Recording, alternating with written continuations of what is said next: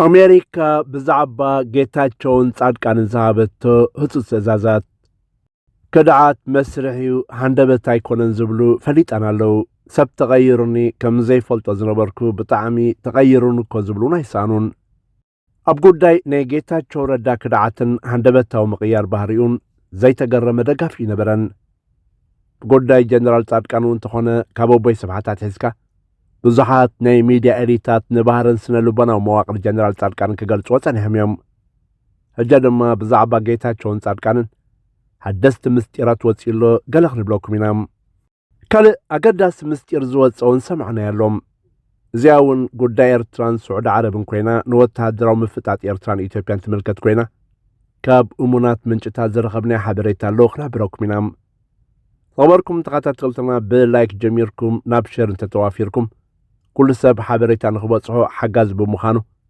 زاقيد نتر يوزل لكم نطفتا ساتافنتن نغفيتا يخون تقاومتات كومون دقف يخون معدتات بلبنا مسقرنا ماتيو الزرعالم زدالو صحفين عزيزنا قريبنا زرنا سناي مكتال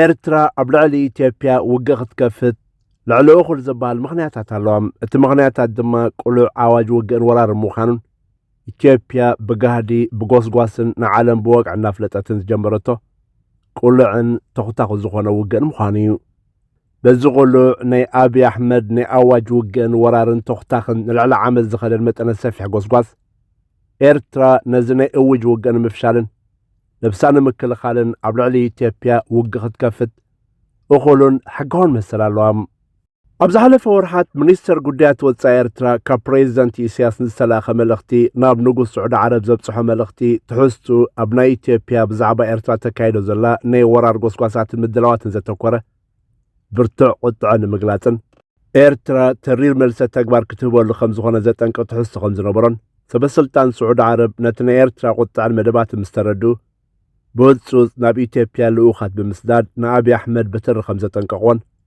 منشتاتنا حبيرا مالو زي كازي اتوم منشتاتنا أبي أحمد نتملغت متنقطان زحازة ناي سعودية مبسح مستقنزبة بسالستا نبارلما بيت مخراكيبو نحنا نسلقيها بحرينا نيرترا نخفتو وقيالن قبل كم استقدده اتحابريتا يردم مزب استعساسر بريزنتي سياسة بزحالة فقربة أوان للعلوات ناي وقع زستي أبات أخيبا بمكياد أبولوتيكاوي واتهدراون ديبلوماسيان كونتا زوبانان نايرترا بحافشا أو اتهدراو مدايزلو هصوص كونتات بزرزر بمحبار نبدب منقستن منيستر مكل خالن بزملكت قدستي نتقبار التوزو سانيتات قليتو لوميو غبركم تقاطات تلتنا تحستو نيتو اتهدراو أخيبا أبيدنا بيصحكو أنت هالو نسألات نخي قلقلينا كم مزرزارو تقوطيبنا خمزلنا كنحبر نفتوم أبتي نيجيتاتشو ردان جنرال ጻድቃን ጉዳይ ምስንሰግር ኩሉ ሰብ ከም ዝተኸታተሉን በዓሉ ጌታቸው ረዳ ከይተረፈ ከም ዝገለጾን ጌታቸው ረዳ ስለምንታይን ብኸመይን ካብ መቐለ ከም ዝሃደመ ተኸታቲልኩም ኢኹም መዘኻር ዝኣክል ጌታቸው ረዳ ካብ ትግራይ ሃዲሙ ዘይኮነ بأب تتسويع خمس خدن سرحو وديو أبتاز وصلا سومن كملس مخاني حبير نيرو تخونق النيلو زهاب حبريتا دما قال كابل علو الجنرالات ني تقراي ني حالة تاتساتاك قتلو ومدب كم زنو بروخ قال تسمعو نزل راقود مسكرنا دما ألولا سلومن كيتاتشو ردا أبا في نجيرني بعال جنرال معاشو بيانيهم قتلو حاسبو ميلو كيتاتشو تمستير كم زعلو لقاليتو نيرو دونجي زوات مستير كم زكالو عدما نجيتاتشو ردا كاب تقراي بهوصد نخوات كاب زاززوا سلا أمريكا مخانو من بزعبا زقوداي أبي زخوانا زفالت خمزين براني زكلا زرلوم نقوداي جنرال ጻድቃን بزملكت قدم حجي بترغاقام تقليج كوانتا نبره كمتي إثيوبيان غازيتينياتا زقالتوا ጻድቃን مالت دمك أما كوناني تقراي زبل كساعكن لي حقتات كمزلو بزتفرالي منقردتات كقالات سنهيو جنرال ጻድቃን ካብ ግዜ መለሳት ሒዙ ስልጣን ቀዳማይ ሚኒስተር ምቆጻር ከካይዶ ጸንሐው ጥናት ዝፈሸለ ሰብ ኮይኑ አቡውን ሓደ ካብቶም ንጀነራል ጻድቃን ብዝለዓለ ስጋት ዝጥምቶን ኣብ ጥቑ ኣቕሪቡ ድማ ክስውሮ ዝሓስብ ዝነበረ ሰብ ኮይኑ ኣቢ ንጀነራል ጻድቃን ክሳዕ ሕወሓት ተደኸመሉ ጥራይ ክጥቀመሉ ከም ዝፈተነ ይዝገልጽዎም እንተኾነ ከምቲ ኢትዮጵያን ጋዜጠኛታት ዝበልዎ ጻድቃን አሽምባይኔ አብይ አሕመድ ስልጣን ዋላ ነታ ናይ ጌታቸው ረዳ ፕሬዚደንትነት እውን ምጥዓም አብይ ወንበር ክምንዝዖ ይደሊ ነይሩ እዩ ጌታቸው እውን ካብ ፈለማ ስለ ዝገጠሞ ብዙሕ ገፂሁ ኣይነበረን ዝበዝሑ ተጋሩ ናይ ጌታቸው ረዳ ቀንዲ ተጻባእቲ ህወሓትን ገለ ናይ ጸጥታ ሓይልታትን ጀነራል ታደሰ ወረደን ጥራይ ዝመስሎም ነይሮም እዮም እንተኾነ ጌታቸው ረዳን ጀነራል ጻድቃን እውን እንጭዋን ድሙን ከም ዝነበሩን ብፍጹም ንሓድሕዶም ዘይተኣማመኑ ተተፋኒኖም ዝነብሩ ሓለፍቲ እዮም ነይሮም ቅድሚ ሕጂ ብተደጋጋሚ ከም ዝገለጽና ኣብ ጉዳይ መስርሕ ስምምዕ ፕሪቶርያ ኣሜሪካ ካብ ፈለማ ዓይኖም ዘንበሩሉ ሰብ ጌታቸው ረዳ ነይሩ እዚ ዋላ በዓል ኪዳን ኣመነ ማይክ ሃመር እንታይ ከም ዝበሎምን ንጌታቸው ከም ፕሬዚደንት ክልል ትግራይ ከም ዝጠመትዎን ገሊጹ ነይሩ እዩ እቲ ኣብ ዝኽርዳእና ዘለዎ ነገር እንተልዩ ጌታቸው ረዳ እቲ ንኣቢ ናይ ድንክታት ድንኪ ካብ ምባል ሓሊፉ ካብ ሰበስልጣናት ህወሓት እቲ ዝኸፈን ብዝለዓለ ዘለፋን ናብ ዝጨፍጨፈን ዘናሹን ዝነበረ ከመይ ቢልዩ ብሃንደበት ጊላ ናይ ኣብ እትቐይሩ ቃናታቱ ክሳዕ ንደገፍቲ ከይተረፈ ዘገርም 180 ዲግሪ ተዓፂፉ ዘይተገረመ ይነበረን እንተኾነ ሕጂ ዝወፅእ ዘሎ ምስጢር ከም ዘረጋግፆውን ናይ ዝኹሉ ዘገርሙ ፍጻሜታት ዋና ኣሜሪካ ምዃና እቲ ዝበፅሐና ምንጭ ኣረጋጊፅዎሎም እቲ ንጌታቸው ረዳ ካብ ትግራይ ብህፁፅ ክወፅእ ዝኣዘዘቶውን ኣብ ዘይኮነ ኣሜሪካ እያ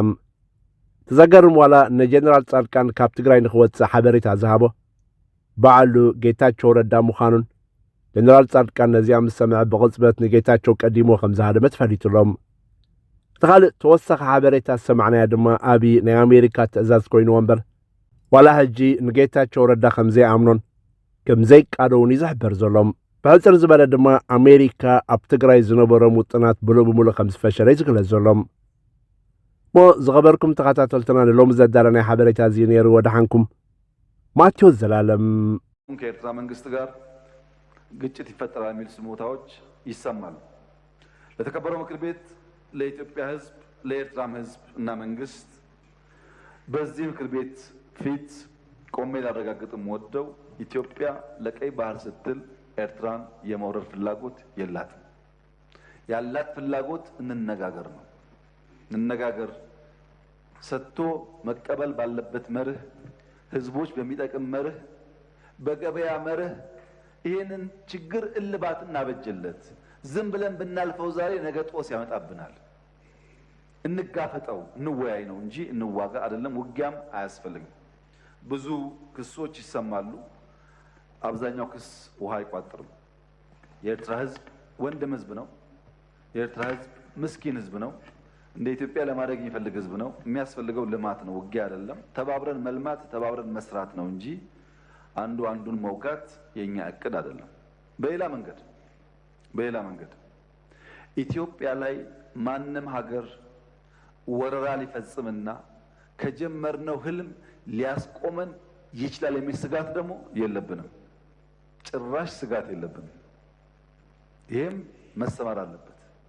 ማንም ደፍሮ አይሞክረንም። በቂ ዝግጅት ስላለ የምንዘጋጀው ግን ውጊያ ለማስቀረት ስለሆነ በእኛ ኢኒሼቲቭ ከማንም ጋር የመዋጋት ፍላጎት የለንም።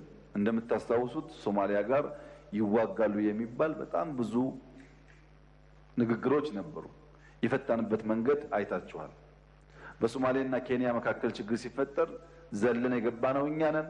በሱዳን ወንድሞች መካከል ችግር ሲፈጠር ዘለን የገባን እኛ ነን። ሳውት ሱዳን ችግር ሲፈጠር ዘለን የገባን እኛ ነን። በአካባቢያችን ሰላም፣ ልማት እንዲመጣ ስለምንፈልግ እስከ ዛሬ ከማንም ጋር አንድ ጥይት ተኩሰን አናውቅም። ወደፊት የኛ ፍላጎት ይሄው እንዲቀጥል። ምንም አይነት ትንኮሳ ከየትኛውም ወገን መኖር የለበትም። ትንኮሳ ካለ ምላሹ ከፍተኛ ስለሚሆን በእኛ ወገን ግን ትንኮሳ እንደማይደረግ እያረጋገጥኩ የቀይ ባህር ጉዳይ ለኢትዮጵያ የህልውና ጉዳይ ነው። ብልጽግና ኖረ አልኖረ፣ ይሄ ምክር ቤት ኖረ አልኖረ፣ 130 ሚሊዮን ህዝብ፣ ኢኮኖሚው እያደገ ያለ ህዝብ፣ መለወጥና ከድህነት መውጣት የሚፈልግ ህዝብ ጫፉ ተሰምሮለት ተዘግቶ እስር ቤት ሊቀመጥ አይችልም።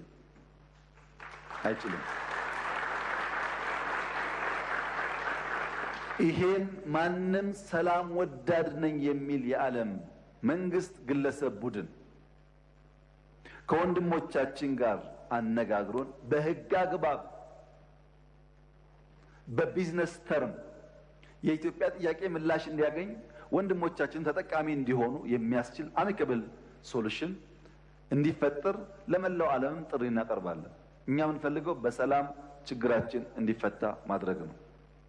የቀይ ባህር ጉዳይ የማይፈታ ህልም ነው፣ የሩቅ ጊዜ ህልም ነው። እንዴት እንደዚህ አይነት የሩቅ ጊዜ ህልም ይሄ መንግስት ያስባል የሚሉ ግለሰቦችና ቡድኖች አልፎ አልፎ ይደመጣሉ። ይሄ ዓለም አንድ ግለሰብ ኩባንያ ማርስ ላይ ወጣለው የሚልበት ማርስ ወጥቼ ወርሳለው ቢልበት ዓለም ውስጥ እየኖር 30 እና 40 50 60 ኪሎ ሜትር ያለችን ቀይ ባህር ለመንካት አናልምም ማለት የሚቻል አይመስለኝም። እኛ ህልመኞች ነን። ህልማችን ግን ብልጽግና ነው። ህልማችን ልማት ነው። ህልማችን ውጤት ነው። ህልማችን ማደግ ነው። ብቻችን አይደለም፣ እንደ አፍሪካ ማደግ ነው።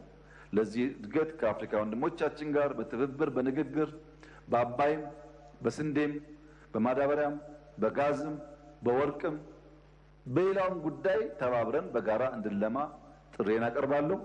የጀመረው ብልጽግና ጉዞ ይቀጥላል። ሰላማችን ይበልጥ እያደገ ይሄዳል።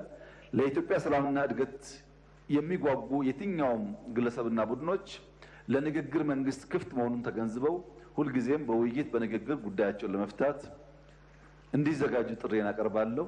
ሚዛን ሳንስት ለአዳዲስ ልማት በጋራ እንድንቆም ጥሬን አቀርባለሁ። እጅግ አድርጌ አመሰግናለሁ።